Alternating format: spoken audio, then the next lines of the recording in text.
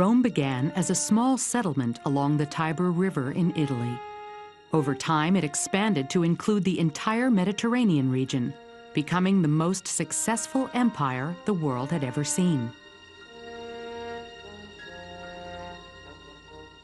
When the Etruscan monarchy was overthrown in 509 BC, the new Roman leaders set up a form of government called a republic, or thing of the people. The most powerful governing body was the Senate, which decreed the laws. It consisted of 300 members from prominent families. The Romans created a large Senate because they wanted to prevent any single person from becoming too powerful.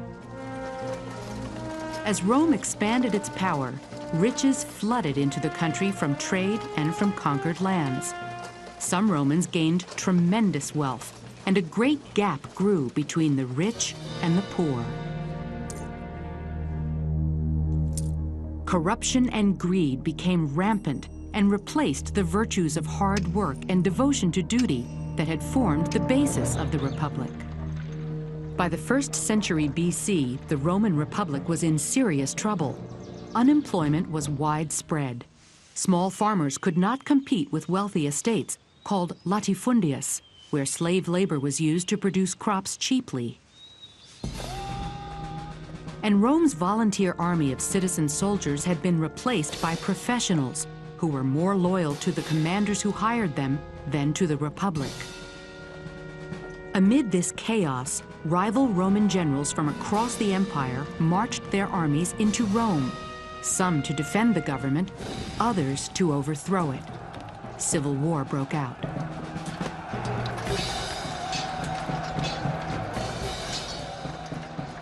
In the meantime, an ambitious Roman commander was covering himself in glory. His name was Julius Caesar. Caesar had set out with his army in 59 BC. After 9 years of impressive victories, they had conquered Gaul, the area that is now France. News of Caesar's great achievement spread quickly. In Rome, the Senate feared Caesar's popularity. They ordered him to disband his army and return to Rome, but Caesar refused. Instead, he secretly led his army across the Rubicon River into northern Italy and marched on Rome. His arrival set off another civil war. When the fighting was over, Caesar had won. To celebrate, he hosted a banquet for 22,000 of Rome's poorest citizens. The people celebrated Caesar's victory, and the Senate was forced to vote him the powers of a dictator. Caesar was not Rome's first dictator. In the past, the Senate had sometimes appointed a dictator during times of war. These dictators had given up their power voluntarily after 6 months, but Caesar had different plans. Caesar used his new power to address many of Rome's problems. Between 48 and 44 BC, he began a number of important reforms that helped the poor and drew up plans to reorganize and strengthen the empire. His reforms included giving free grain to the hungry, work to the jobless, and land to poor farmers. He planned a road system across Italy, made changes to how provinces were governed, and extended Roman citizenship to many conquered people. Caesar became even more popular with the common people and more hated by many senators. They feared that Caesar would try to make himself king. In 44 BC, these senators' fears were realized when Caesar asked the people to elect him dictator for life. If they were to save the Republic, many senators believed they would have to eliminate Caesar. On March 15th, when Caesar arrived at the Senate, his enemies ambushed him and stabbed him to death, a total of 35 blows. The common people were outraged. After Caesar's death, Rome plunged once more into civil war. Caesar's reign had changed Rome and the views of its people. Now they would rather have the real gifts of a dictator than the promises of a republic.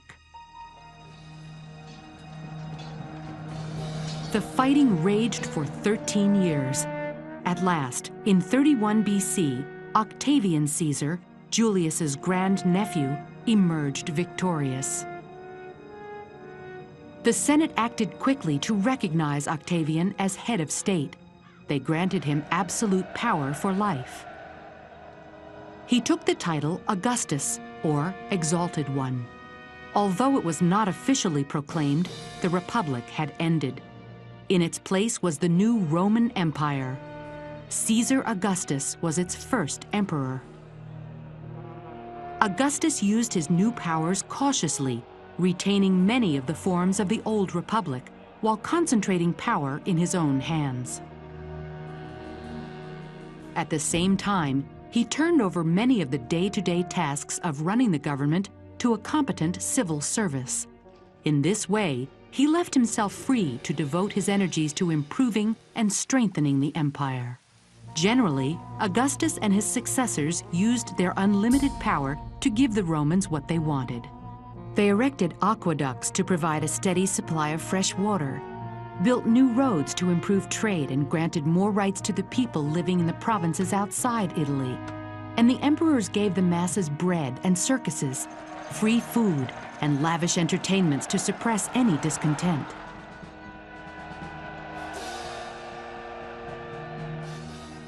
But some emperors abused their power.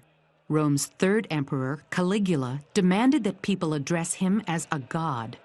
He routinely tortured and executed his enemies. After his death, a rumor spread that he had given his horse a manger of ivory and appointed it to a high government post. The excesses of Nero, Rome's fifth emperor, may have surpassed even Caligula. The Roman people blamed Nero for setting a fire that destroyed much of Rome, just so that he could have a hand in rebuilding the city. He further used the fire as an excuse to persecute Rome's Christians, accusing them of starting the blaze. Despite these abuses, the Roman Empire prospered for 200 years.